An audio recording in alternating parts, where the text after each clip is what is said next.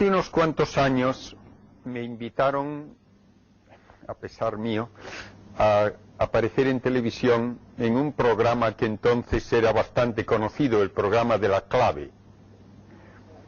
Y se iba a tratar el tema de la búsqueda de vida extraterrestre, porque la NASA había puesto un programa en funcionamiento para escuchar con radiotelescopios a ver si se percibía algún mensaje de alguien que estuviese por ahí tratando de comunicarse con nosotros.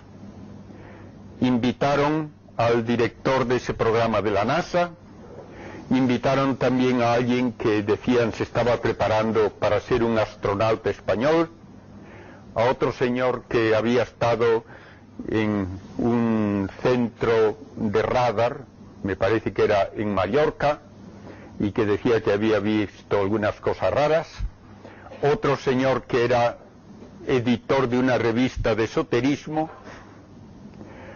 un teólogo agustino, y llamaron también al director del Observatorio Vaticano, un jesuita al que yo conozco, claro. Y él les dijo que él no podía venir, pero que estaba yo en Madrid y que me llamasen a mí, con lo cual no pude decir que no. Cuando fuimos al programa, el señor Balbín, que era el que llevaba el programa de La Clave, comenzó ya con una frase que sonaba pues muy abierta, que decía: nosotros vamos a hablar de la vida, pero claro, de la vida como nosotros la conocemos, nada más. Y yo le dije: no, vamos a hablar de la vida basada en las propiedades de la materia. Y sabemos cuáles son las propiedades de la materia aquí y en todo el resto del universo. El director de la revista de esoterismo inmediatamente saltó: está usted hablando como si estuviese muy cierto de eso, y en ciencia no hay nada cierto. Y dije: se equivoca usted. En ciencia hay muchas cosas ciertas, y una de ellas es que hay 92 elementos en la naturaleza y no hay más ni puede haberlos. Y sabemos las propiedades químicas de cada uno, y por lo tanto sabemos los que pueden funcionar y los que no pueden funcionar para dar lugar a una estructura viviente. Entonces intervino también el agustino y dijo: es que si hablamos de vida, también Dios es vida. Y yo le dije: sí, pero no manda señales de radio, que es de lo que se trata. De modo que tengamos los pies en el suelo y hablemos de las cosas como son y no en términos de ciencia ficción. Vamos a hablar de la vida que se tiene que basar en las propiedades de la materia, porque vamos a hablar de estructuras materiales vivientes. Nosotros, como científicos, no hablamos de la vida en general, hablamos de una estructura material viviente. ¿Y en qué notamos que algo es viviente? En que hace cosas. Si yo estoy mirando por un microscopio y veo un puntito negro, y pasan los minutos y pasan las horas y el puntito negro sigue estando donde estaba, digo, eso no está vivo. ¿En qué se nota que hay vida? En que hay actividad propia. Y esa actividad, como toda actividad, consume energía. ¿Y de dónde se puede extraer la energía? Pues solamente del entorno. Entonces, el ser viviente tiene que ser capaz de encontrar a su alrededor algo que le sirva de alimento como fuente de energía, y tiene que ser capaz de incorporárselo y utilizar esos materiales como no solo fuente de energía, sino como materiales de construcción porque el ser viviente se tiene que construir a sí mismo, y como materiales de reparación, porque toda actividad lleva consigo un desgaste. De modo que tenemos que preguntarnos qué tipo de estructura material corresponde a esta definición.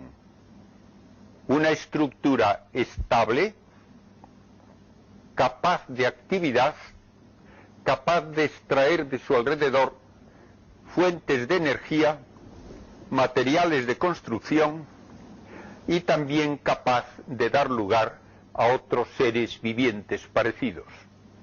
Porque si no, habría el primer ser viviente y se acabó cuando ese se muera. Y esto es un problema increíblemente difícil desde el punto de vista científico. De modo que, aunque les voy a hablar del origen de la vida, sepan, para no llamarse a engaño luego, que nadie sabe ni dónde, ni cuándo, ni cómo apareció la vida. Tenemos que decir, tuvo que ser más o menos en tal época, tuvo que ser más o menos en tal entorno, pero nadie sabe decir cómo aparece el primer ser viviente. Y tampoco sabemos en detalle cómo va cambiando la variedad de vida que hay en la Tierra desde el primero de esos seres vivientes hasta hoy. Estamos acostumbrados a cosas maravillosas que ya no nos llaman la atención.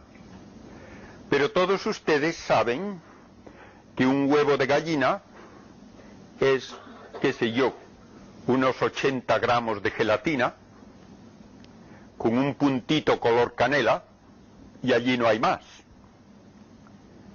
Pero ponen ustedes ese huevo de gallina a la temperatura adecuada, y en pocas horas empiezan a ocurrir cosas. Y a los pocos días ya hay hilitos que cruzan toda esa masa de gelatina, formando el comienzo de un sistema de venas y un sistema de nervios. Y pasan más días y muy pronto hay un corazón que está latiendo, y muy pronto aparece el esbozo de ojos y empieza a verse un comienzo de sistema respiratorio, y en 3 semanas el pollito se construye a sí mismo, con un cerebro que controla todo, con ojos capaces de ver, con pulmones para respirar, con el corazón latiendo, con un sistema circulatorio, con un sistema digestivo, con un esqueleto, con un sistema muscular, hasta las plumitas. Eso, si no ocurriese, de hecho, pensaríamos que era imposible. Que pongan ustedes menos de 100 gramos de gelatina a una temperatura adecuada de 41 grados y que se construya solo un pollito que rompe el cascarón y salta afuera y empieza a correr y alimentarse, eso es totalmente impensable. Yo recuerdo haber leído hace muchos años una historieta de ciencia ficción en que hablaban de los marcianos. Y había marcianos con una cultura muy desarrollada.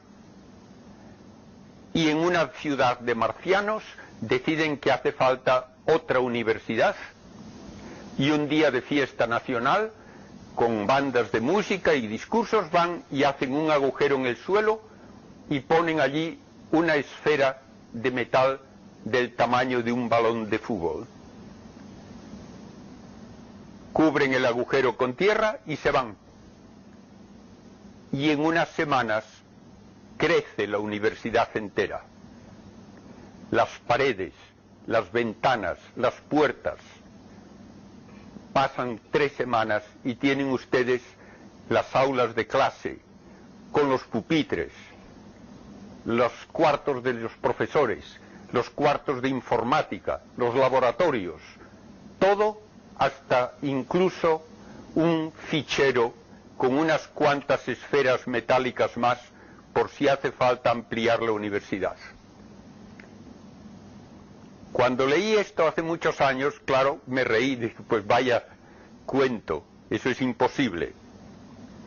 El Pollito es inmensamente más complicado que ninguna universidad. Sin comparación. Ayer hablábamos de las galaxias, de la Vía Láctea, con 100.000 millones de estrellas como el Sol. ¡Qué enormidad, qué maravilla! Una célula que se ve solo al microscopio es mucho más complicada que una galaxia y muchísimo más difícil de entender que una galaxia. Y en el caso de un ser como el hombre, de tamaño bien visible, hay que pasar de una célula a 100 billones de células, que es lo que tiene el cuerpo adulto. Y se tiene que hacer por su propia fuerza, sin ayuda externa, sin maestros de obras. De modo que ya ven ustedes la tremenda complejidad de lo que llamamos alegremente un ser viviente, y pues sí aparece, pues naturalmente aparece, sí, sí. Llevamos más de 200 años haciendo toda clase de experimentos de laboratorio para ver si se consigue algo que sea viviente, aunque solo sea una única célula. No hay manera. Estamos todavía tan lejos como estaban hace 1000 años. No se sabe cómo se puede hacer una célula. Pues bien, con esto como fondo, ahora vamos a entrar en detalle.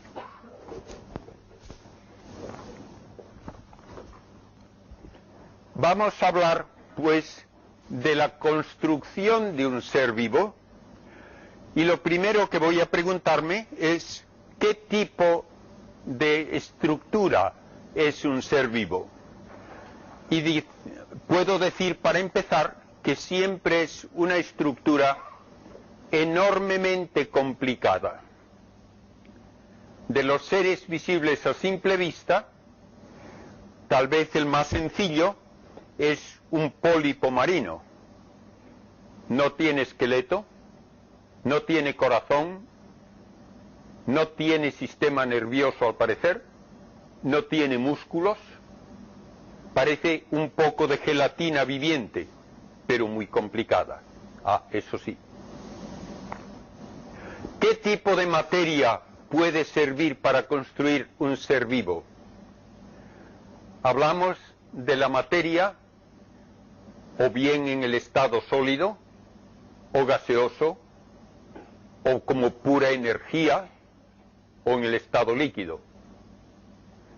¿Podría uno hacer un ser viviente con el estado sólido? El estado sólido es para un científico sobre todo el estado cristalino. Y los cristales de los minerales son muy hermosos, tienen una estructura muy bonita. ¿Podría haber un cristal viviente? La respuesta es que no. Porque un cristal viviente tendría que incorporar materiales externos. Y mientras que un cristal puede crecer, solo crece porque se le añaden capas por fuera. En cambio, algo como un hueso tiene que incorporar materiales en toda la estructura. Y un cristal, si reacciona con el entorno, se deshace. Por ejemplo, un cristal de hielo puede reaccionar con un entorno húmedo, caliente, pero se deshace. El cristal no tiene flexibilidad para ser vivo. El estado opuesto es un gas. Y un gas, para un físico, se define porque no puede tener estructura alguna. Solamente pueden chocar entre sí las partículas del gas, pero no puede hacer nada. La mayor parte de la materia del universo es gas. Cada estrella es una esfera de gas. Y hay grandes nubes de gas entre las estrellas. Y la mayor parte de ese gas está a temperaturas muy elevadas, en las estrellas concretamente. Entonces, ¿se podría hacer algún tipo de ser viviente como en la mitología, caballos de fuego? No, no pueden ser reales. Un gas no puede tener estructura estable. ¿Podría hacerse un ser viviente a base de pura energía? En ciencia ficción a veces hablan de seres que llegan de otros lugares del espacio, que ni siquiera necesitan un vehículo, no necesitan una nave espacial porque son pura energía. ¿Qué decimos de esto? Que valen como recurso de ciencia ficción, pero la energía no puede formar una estructura estable porque se disipa por el espacio. Necesariamente se disipa. Entonces lo único que nos queda es el estado líquido. Y en el estado líquido puede darse estructura de corto alcance. El líquido puede formar burbujas, puede formar celdillas. Y la palabra celdilla es el origen de la palabra célula, porque la célula es una gotita de líquido con una membrana a través de la cual se pueden intercambiar materiales con el entorno, y dentro de esa gotita de líquido hay estructuras que están en interacción constante. De modo que ya tenemos la primera regla para buscar cómo puede darse vida. Solamente puede encontrarse vida si hay un líquido adecuado. Y esto hace que no pueda darse vida ni en situaciones de enorme temperatura, en que todo es gases, o en situaciones de temperatura tan baja que todo es sólido.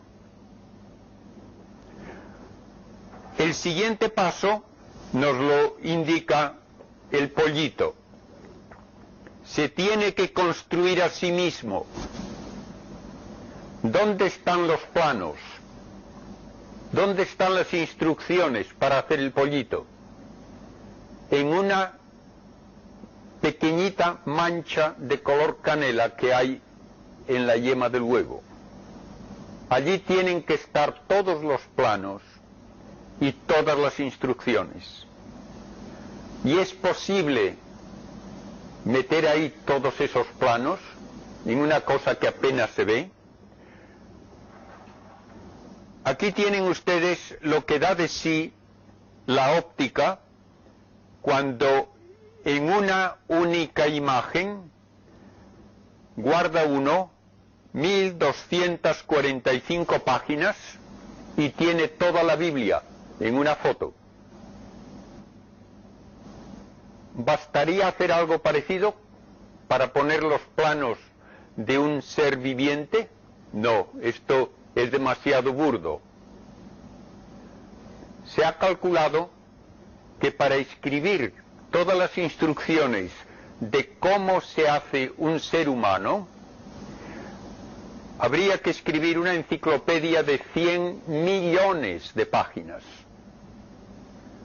Y ahora ustedes que hayan utilizado alguna vez un ordenador, piensen en un disco duro donde caben 100 millones de páginas y que ese disco duro lo hay que reducir hasta que quepa en el núcleo de una célula que solo se ve al microscopio.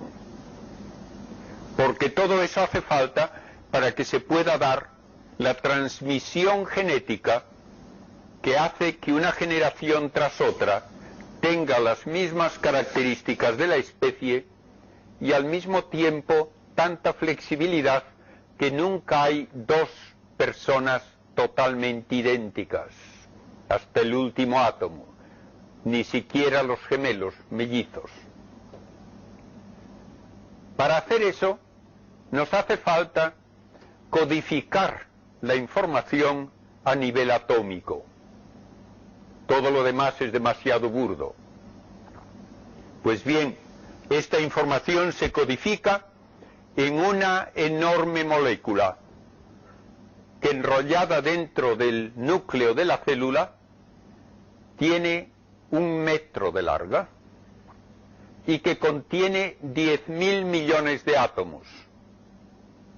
Y ahí, en esa célula, está el secreto de cómo se leen las instrucciones para hacer el ser viviente.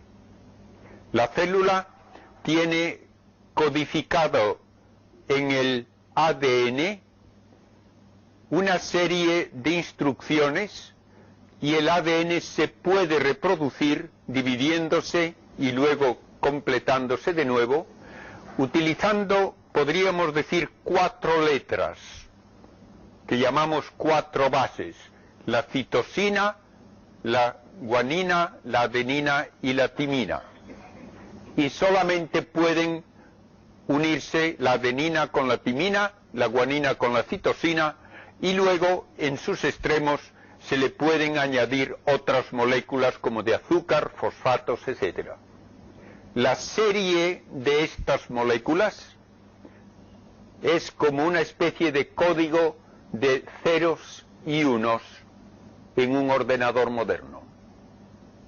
Y así se tiene toda la codificación genética que expresa cómo va a ser el organismo y cómo se va a construir. ¿Qué elementos permiten hacer esta molécula gigantesca de 10.000 millones de átomos? El único que puede hacerlo es el carbono, porque el carbono tiene la capacidad de unirse con hidrógeno para formar, por ejemplo, metano. Y si en lugar de un carbono con 4 hidrógenos tengo 2 carbonos con sus hidrógenos unidos, es etano. Y si son 3, propano. Y si son 4, butano. Y puedo continuar así indefinidamente. Y quienes hayan estudiado química recordarán que la química se divide en 2. Una parte es la química del carbono y otra la química de todo lo demás. Porque el carbono puede dar de sí más variedad de compuestos que todos los otros elementos juntos. Y solamente el carbono lo puede hacer. No hay otro que tenga esas propiedades químicas. Bien, ya tenemos ahora 2 bases lógicas que hay que ver cómo se compaginan. Necesitamos que haya un líquido y que haya la química del carbono. ¿Qué líquido sirve? Tiene que ser un líquido que no destruya las moléculas del carbono. No puede ser, por ejemplo, un ácido fuerte. Y tiene que ser líquido a una temperatura que no estorbe al funcionamiento de la química del carbono. Y la química del carbono no funciona si la temperatura es muy baja y las moléculas se deshacen si es muy alta. Y tiene que ser un líquido que sea capaz de disolver prácticamente todo, para que haya una variedad enorme de reacciones dentro del líquido. El único líquido que vale es el agua. Y esto es lo que los científicos hoy toman como base para buscar vida en el universo. Donde quiera que se busque, tenemos que comenzar encontrando agua líquida. Y si no puede haber agua líquida, olvídense ustedes de la búsqueda de vida. Agua líquida y química del carbono. Bien, ya tenemos una afirmación seria, científica de lo que hace falta para que pueda darse vida. En el espacio, con el radiotelescopio, se detecta la presencia de moléculas basadas en el carbono que llegan a tener hasta 20 átomos. Y a veces en un meteorito se encuentran gotitas como de aceites. ¿Quiere decir eso que ahí hubo vida? No. Esas son moléculas basadas en la química del carbono, pero que se producen sin necesidad de un ser viviente. De una manera semejante, se puede suponer que en la Tierra primitiva, con la energía de la luz del Sol, se podrían combinar moléculas de vapor de agua, de anhidrido carbónico, y producir cadenas como de azúcares. Y todo esto debió ocurrir en la Tierra primitiva durante millones de años. Y hace 50 años se hizo un experimento en Chicago, en Estados Unidos, en que se mezcló en el laboratorio lo que serían los componentes de la atmósfera de la Tierra: vapor de agua, hidrógeno, amoníaco y metano. Con chispas eléctricas se hicieron reaccionar esas moléculas y al cabo de unos días de este trabajo, en un exceso de agua caliente, se encontró una especie de brea. Y cuando se analizó esa brea en el laboratorio, tenía azúcares, tenía aceites, tenía aminoácidos, tenía los ladrillos de los cuales se puede construir un ser vivo. Todavía falta una enormidad antes de encontrar la manera de poner esos ladrillos para hacer el edificio, pero por lo menos ya podemos decir que es lógico que en la Tierra primitiva, hace más de 3.000 millones de años, se darían estas reacciones químicas en la atmósfera. Para luego pasar a la primera célula, hay que encontrar una manera de que se combinen muchas de estas moléculas, tal vez en una charca. Pero es muy difícil que en una charca ocurran al mismo tiempo todas las que hacen falta y que la charca no se seque antes de que se hayan formado las cadenas largas que son necesarias para la vida. Otros han propuesto que en el hielo también podían combinarse unas cuantas moléculas de estas. Todos son elucubraciones que no tienen todavía base de comprobar nada experimentalmente. Otros han sugerido que en un cristal de pirita, por ejemplo, se podrían alinear esas moléculas para formar moléculas cada vez más largas. Como dije al principio, nadie sabe dónde, ni cuándo, ni cómo se dio la primera molécula suficientemente compleja. Se ha hablado de charcas cargadas de minerales que se pueden evaporar y concentrar esos elementos. Realmente nadie sabe contestar. Pero bien, hace unos 3.500 millones de años, en rocas que se han encontrado en Australia, ya se ven capas que tienen carbono, que probablemente son el resultado de microbios que ya existían. De modo que la vida parece que se encontró en la Tierra hace unos 3.500 millones de años, tal vez unos pocos más millones. Pero no sabemos la fecha. ¿Cuál fue la primera forma de vida? Muchos dicen, pues un virus, porque el virus es mucho más sencillo que una célula.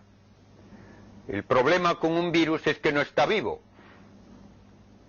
Y eso les puede parecer extraño porque nos dan que hacer los virus. Pero quien utiliza un ordenador sabe que un virus de ordenador es un trozo de programa que por sí solo no puede hacer nada. Lo único que puede hacer es infectar a un ordenador y en lugar de que el ordenador haga lo que debe hacer, hace copias del virus. Es un trozo de programa pirata, pero él solo no hace nada. Lo mismo ocurre con un virus biológico. Él solo no hace nada. El virus no puede alimentarse, no tiene aparato digestivo, no puede reproducirse tampoco. Lo único que puede hacer es infectar una célula y obligarla a hacer copias del virus.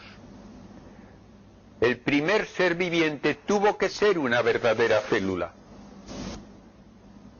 Y esto ya es tan complicado que no sabemos decir cómo se dio.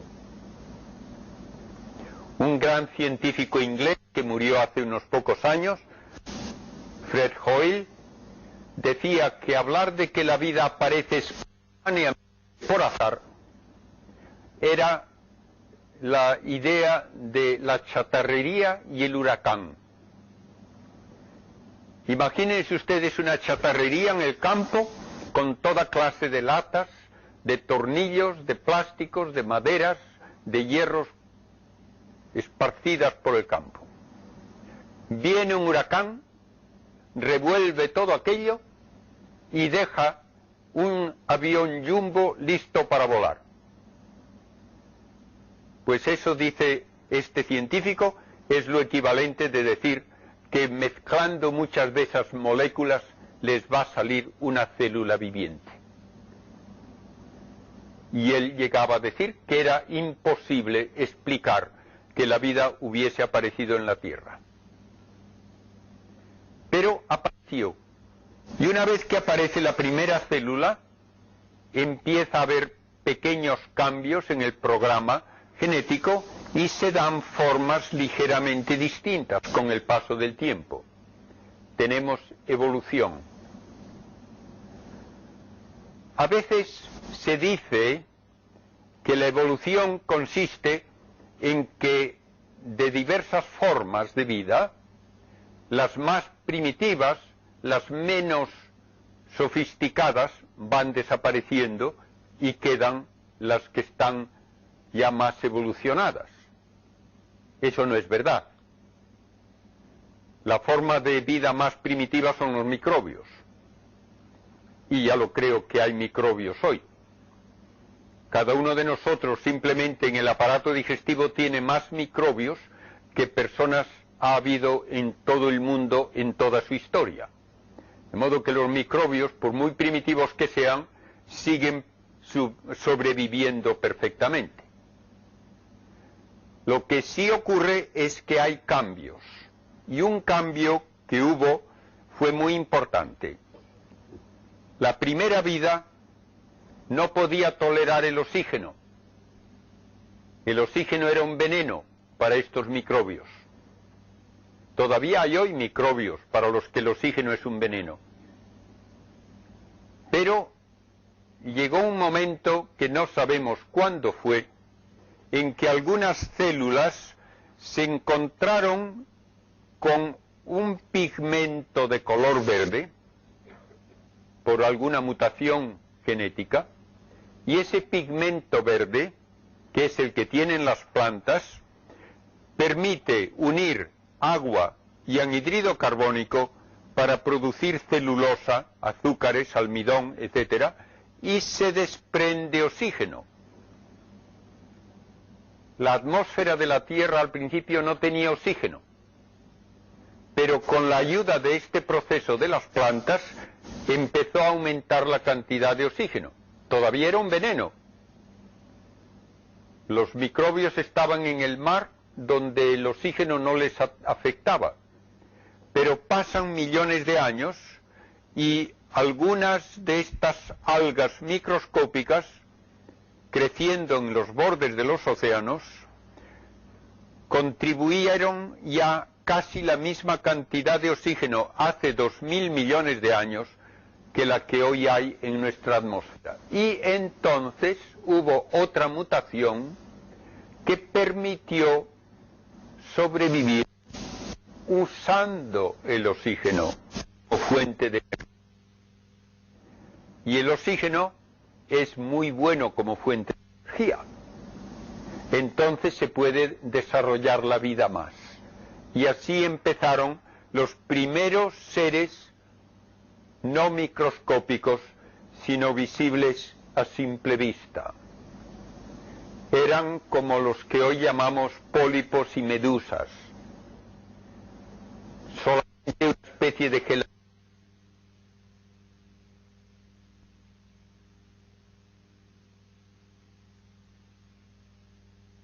Estos seres sin esqueleto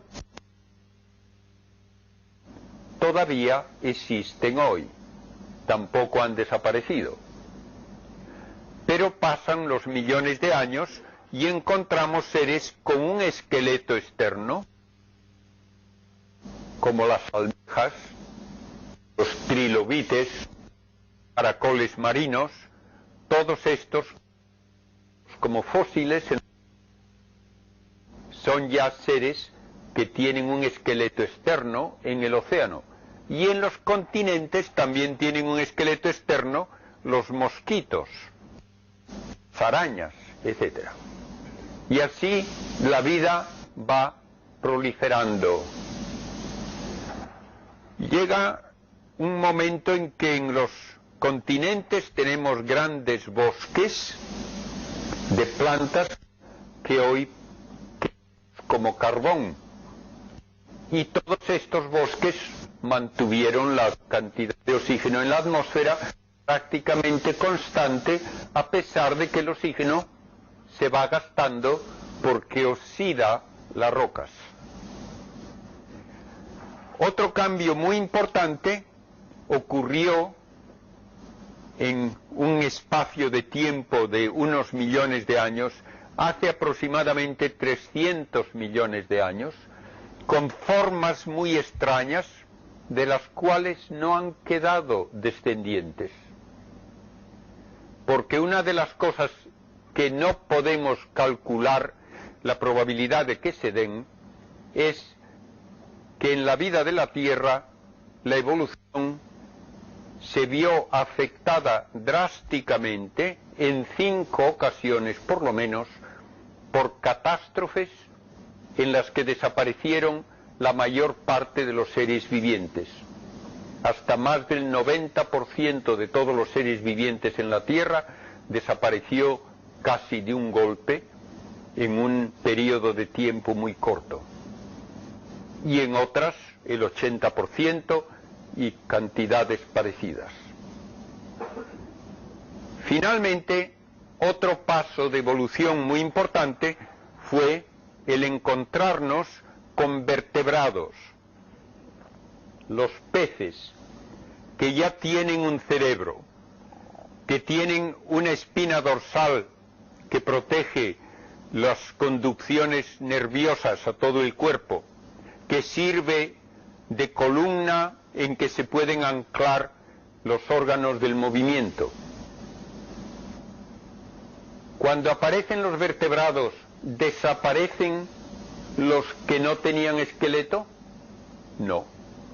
Siguen evolucionando y tenemos, por ejemplo, el pulpo, que no tiene esqueleto interno, pero que tiene más cerebro que la mayor parte de los peces, que tiene ojos capaces de ver, tan buenos como el ojo humano, y que es capaz de aprender trucos mejor que un perro. De modo que de primitivo no tiene nada. Pero se quedó en el mar. En cambio, en las zonas costeras, de los peces se dio el paso a los anfibios, que pueden vivir parte en el agua, parte en tierra firme. Alguno tan llamativo como el llamado Amblyops, que tiene lentes bifocales en los ojos, y así es capaz de ver perfectamente por encima del agua y por debajo al mismo tiempo. Y luego vienen los reptiles, y los reptiles ya son totalmente terrestres. Y van evolucionando. Algunos reptiles, de alguna manera curiosa, desarrollaron tamaños inmensos, y otros, en cambio, se quedaron pequeños, pero desarrollaron plumas. Y de ahí parece que vienen las aves. Los grandes reptiles, los dinosaurios, también alcanzaron tamaños enormes en el caso de algunas aves, que tenían varios metros de envergadura de las alas. Pero los que nos llaman más la atención son los enormes dinosaurios, los monstruos, que fueron los reyes de la Tierra durante 150 millones de años. Hoy se usa la palabra dinosaurio como indicadora de algo tan pasado que ya no vale para nada, que no puede sobrevivir. Eso es mentira. Los dinosaurios sobrevivían perfectamente durante 150 millones de años. ¿Por qué desaparecieron entonces? Porque les cayó encima un peñasco. Una roca de 10 kilómetros de diámetro penetró en la atmósfera a una velocidad 30 veces mayor que la de una bala de fusil, calentando los gases a miles de grados, causando incendios en todo el planeta, y chocó en el Caribe, donde ahora está la península del Yucatán, dejando un cráter subterráneo de 150 kilómetros de diámetro aproximadamente. Sabemos que hubo ese impacto porque en las rocas de aquella época, hace 65 millones de años, se encuentra una capa muy delgada, de unos centímetros nada más, que tiene una gran abundancia de un metal parecido al platino, muy escaso, se llama el iridio. Pues en esa capa hay centenares de veces más iridio que en las rocas normales, y se encontró eso primero en Dinamarca, luego en Italia y España, luego en Sudáfrica, luego en China, luego en Estados Unidos, en toda la Tierra. De modo que este impacto cubrió toda la Tierra con una nube de polvo y de humo que bloqueó la luz del sol durante varios años. Sin la luz del sol se mueren las plantas. Si se mueren las plantas, se mueren los animales que las comen. Y luego se mueren los que se comen a los otros animales. Y así, más del 80% de todos los animales en el mundo en aquel momento desaparecieron. Una vez que desaparecieron los dinosaurios y encontramos sus huesos a montones en gran cantidad de sitios en toda la Tierra, se abre el camino para otro tipo de vida. Algunos piensan que de no haber desaparecido los dinosaurios, ustedes y yo hoy seríamos inteligentes, pero como dinosaurios. Esto es una manera de hablar totalmente arbitraria. No hay ninguna indicación de que los dinosaurios fuesen a desarrollar inteligencia. Dicen, es que la inteligencia vale para sobrevivir. No les hubiera valido de nada cuando les cae encima ese peñasco.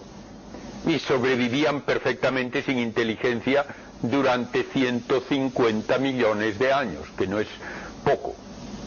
Entonces, ¿por qué desaparecieron? Por esa catástrofe, nada más. Bien, una vez que desaparecen los dinosaurios, entonces son los mamíferos. Hay toda clase de mamíferos que culminan en los primates. Y hace 3 millones de años encontramos un primate que ya caminaba sobre 2 pies. alguno de estos primates, se piensa, podía a lo mejor acercarse a un fuego causado por el rayo y a lo mejor calentarse con él. No sabemos hasta qué punto el instinto puede llevar a uno a hacer eso. Los que quedan como recuerdo de los dinosaurios pueden ser los anfibios, una rana fósil dentro del ámbar, los pájaros que han evolucionado a partir de aquellos dinosaurios pequeños, los primates que, siendo parecidos orgánicamente al ser humano, todavía no tienen inteligencia. Perdón, que otra vez vuelve a haber un pequeño atasco.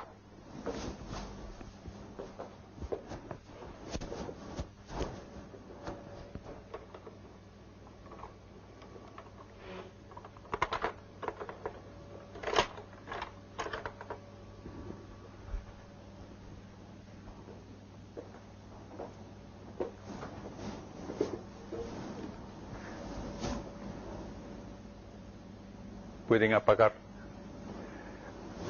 Lo que podemos decir como resultado de todo esto es que hay una línea evolutiva ascendente, desde los peces en el océano, por los reptiles, por los dinosaurios, por los mamíferos, hasta que llegamos al hombre. Pero solamente podemos hablar del hombre cuando hay prueba de inteligencia, porque aparecen pinturas de alta calidad artística en las cuevas. ¿Por qué se pintaban las cuevas? ¿Abrigaban mejor? No. ¿Servían mejor para defenderse de los tigres? No. ¿Por qué se pintaban?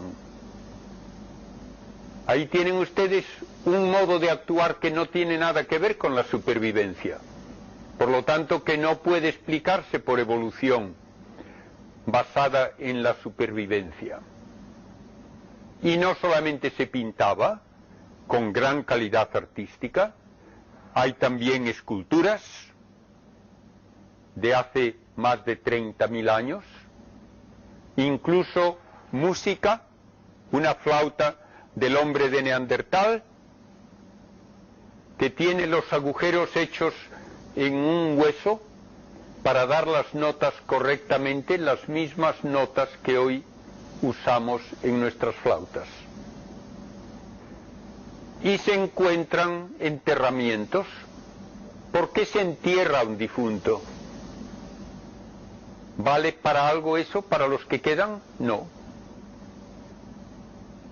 Entonces el enterramiento indica que pensaban de alguna manera que la vida humana iba más allá de la muerte. Por eso le ponían toda clase de objetos al cadáver alrededor para que le sirviesen en la otra vida. Tenemos pues verdadera inteligencia, que no es una manera de hacer cosas, sino una manera de pensar, una manera de conocer. El hombre de Neandertal era ya inteligente, sí. Tenía incluso más cerebro que nosotros. Y aunque se le ha pintado muchas veces como una especie de bruto, la idea actual es que si se le pusiese una chaqueta y una corbata podía andar por la calle y nadie se fijaría en él. El hombre es hombre por su inteligencia, y parece que los primates y luego el hombre también, los más antiguos, los encontramos en África y de allí a todo el resto del mundo, con cambios interesantes. En el desierto del Sahara ven ustedes rocas donde hay dibujos de jirafas, incluso dibujos de gente dándose un baño, echándose un río. ¿Por qué? Porque el Sáhara entonces era un vergel. La climatología de la Tierra ha cambiado mucho de una época para otra y no sabemos en qué momento cada sitio estaba habitado. Y todo esto ahora está, de alguna manera, codificado en los cromosomas del ser humano, pero desde el punto de vista genético, lo que nosotros tenemos de material genético coincide con el del gorila en un 98% y con el del chimpancé en un 99%. Entonces, si es así, ¿por qué el hombre es distinto? Y se dice muchas veces, porque el hombre tiene más cerebro. ¿Y por qué tiene más cerebro? Una respuesta que se ha dado es que en el hombre la cabeza está encima de la columna vertebral, que es un tallo vertical, y el cerebro se puede desarrollar ampliamente. En cambio, en un chimpancé, el cerebro está como comprimido contra la columna vertebral. Yo realmente creo que eso es muy discutible, porque aquí el cerebro podía haberse ampliado todo lo que quisiese, que hay sitio de sobra alrededor. Y otra cosa más interesante, el delfín tiene más cerebro que nosotros, pero no piensa, no. Y el elefante tiene más cerebro que nosotros, y no me lo espero encontrar en ningún pupitre de universidad. De modo que no hablemos así en cosas periféricas y decir que el cerebro basta para explicar lo que el hombre es. No basta. Incluso, como ya indiqué hace un momento, el hombre de Neandertal tenía más cerebro que nosotros. Y se dan casos conocidos y estudiados en medicina de personas que tienen lo que se llama hidrocefalia, y un caso concreto que se escribió con todo detalle hace unos años de un estudiante de matemática pura en una universidad de Estados Unidos. Era un caso de hidrocefalia con una cabeza grande llena de líquido y solamente tenía la 10ª parte de la corteza cerebral normal, y estaba haciendo un trabajo de investigación de alta matemática de lo más potente y de lo más valioso. De modo que el cerebro hace falta, pero no explica lo que somos. Otros dicen que como en el cerebro hay muchísimas neuronas, y cada neurona es un transistor conectado con muchos otros, entonces el hombre es inteligente como un ordenador potentísimo. ¿Ah? Entonces el ordenador es inteligente.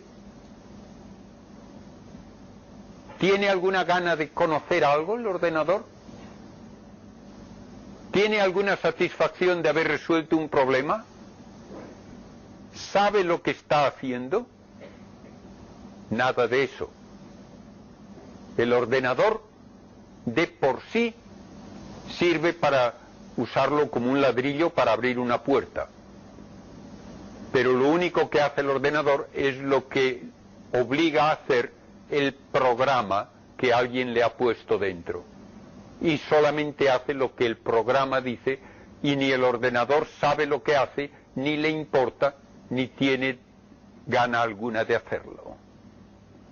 El hombre es el único que busca conocer, que busca verdad, belleza y bien.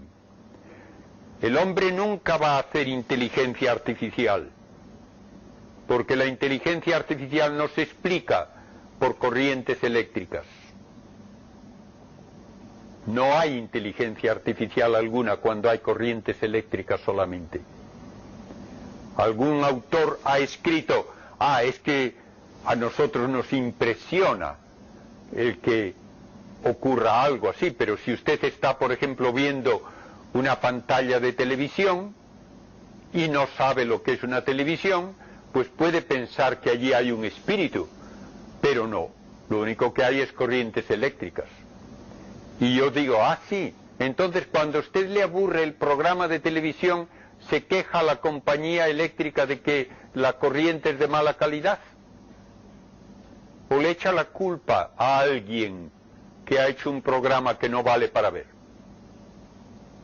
Es como decir que el Quijote es muy bueno como obra literaria porque tiene una tinta de muy buena calidad en buen papel.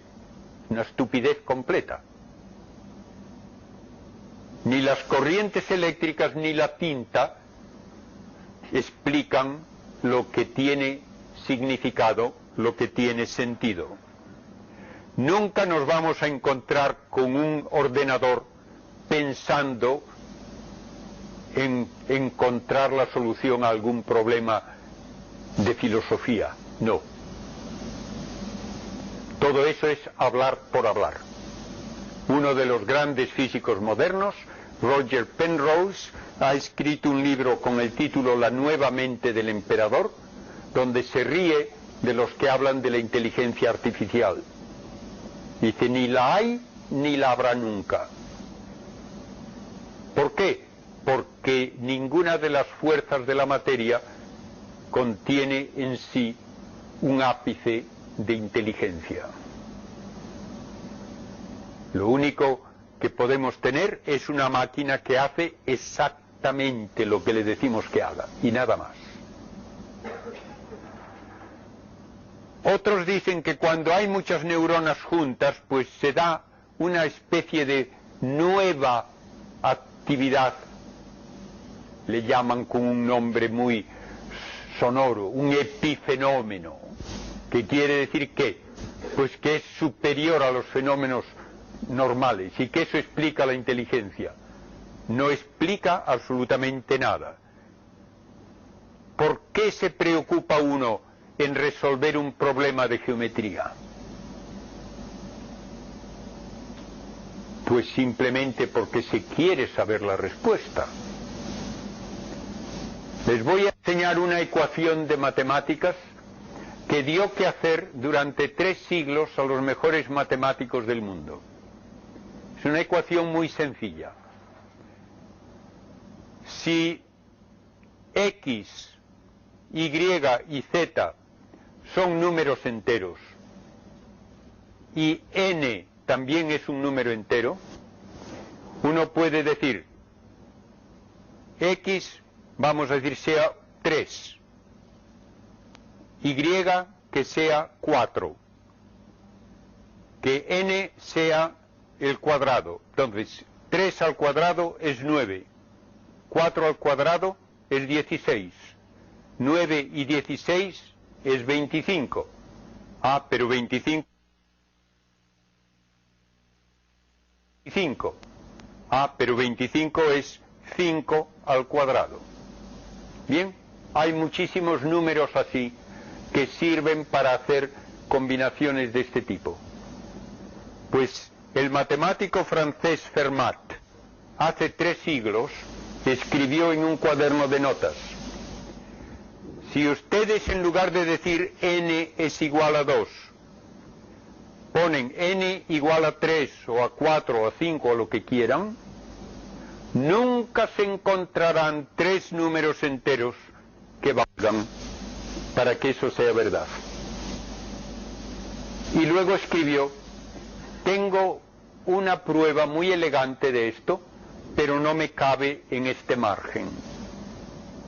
Y se murió sin escribirla.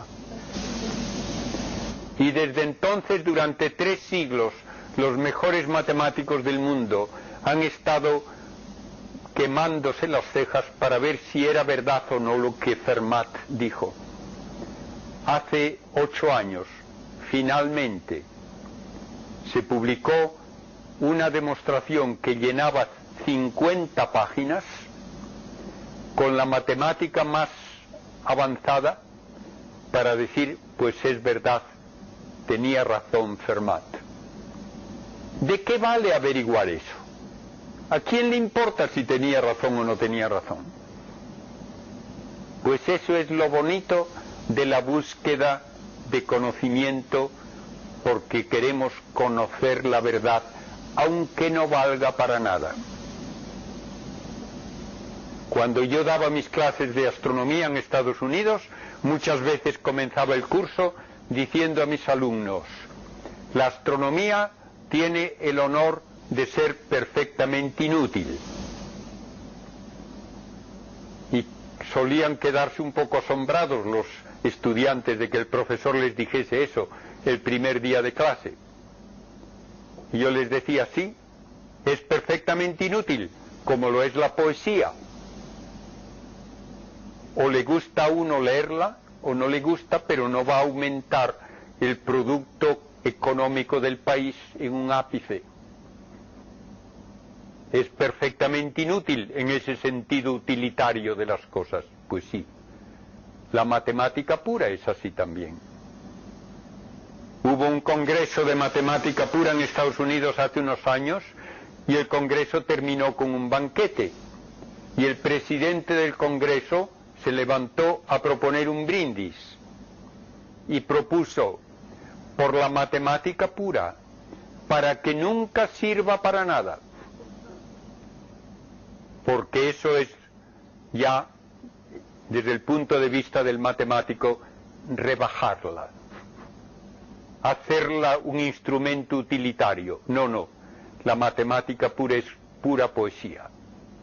Pues bien, todo eso no se explica por evolución ni por reacciones químicas, y sin embargo todo eso es lo que nos lleva al desarrollo también tecnológico, a la era espacial.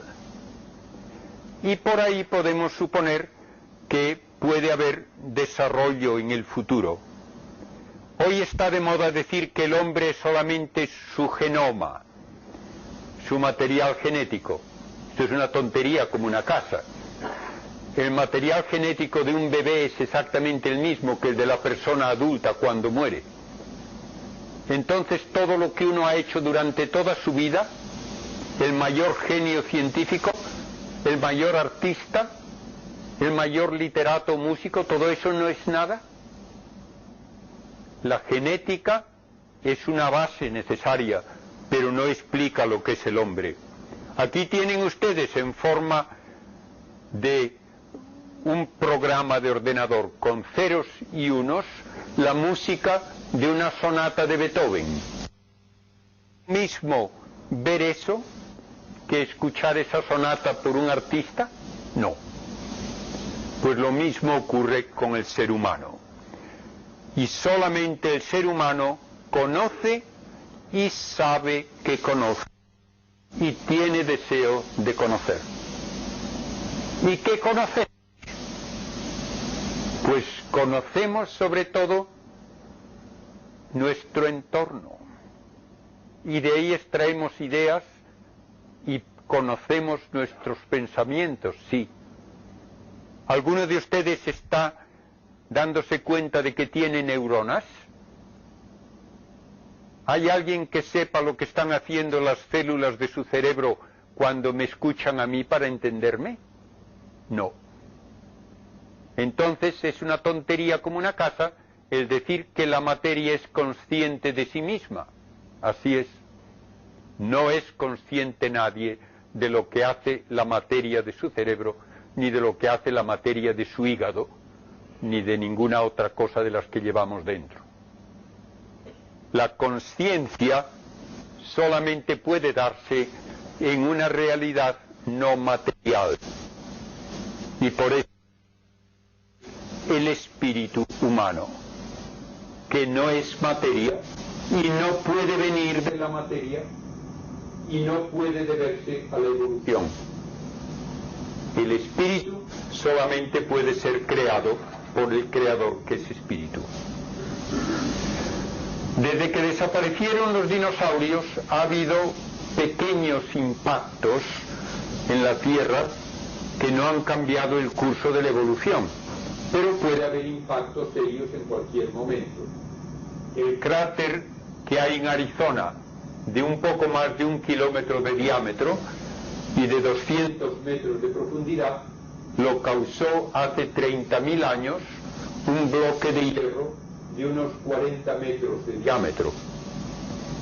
En 1908 explotó en el aire una roca, probablemente de unos cientos de metros de diámetro, que devastó completamente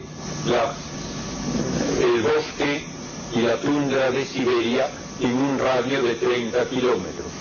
De vez en cuando todavía caen estos objetos. Pueden caer en cualquier momento, así es. La NASA está ya publicando todos los días una lista de objetos con un diámetro mayor de 100 metros que pueden en algún momento interceptar la órbita de la Tierra. Pero finalmente también la Tierra y el Sol se va a deshacer. Sí. Toda la evolución material del universo termina por agotar las fuentes de energía. El Sol aumentará de luminosidad y de calor, y dentro de 500 millones de años, aproximadamente el mismo tiempo que transcurrió desde las primeras almejas en el océano hasta nosotros, la Tierra ya no será habitable. Tendrá una temperatura demasiado elevada. ¿Qué podrá hacer entonces la humanidad, si hay humanidad? Que lo dudo. Pues algunos dicen que tal vez escaparnos a una estrella de las que hay a nuestro alrededor y establecer allí por lo menos una semilla de humanidad otra vez. Por ahora todo eso es ciencia ficción. ¿Cómo se podría hacer? Pues la única propuesta que tal vez sería plausible, una roca de esas que hay como un asteroide pequeño, ahuecarlo, convertirlo en una caverna habitable, ponerle un motor de propulsión atómica y que durante miles de años vaya de viaje a otro sitio. Por ahora, como he dicho, todo esto es ciencia ficción.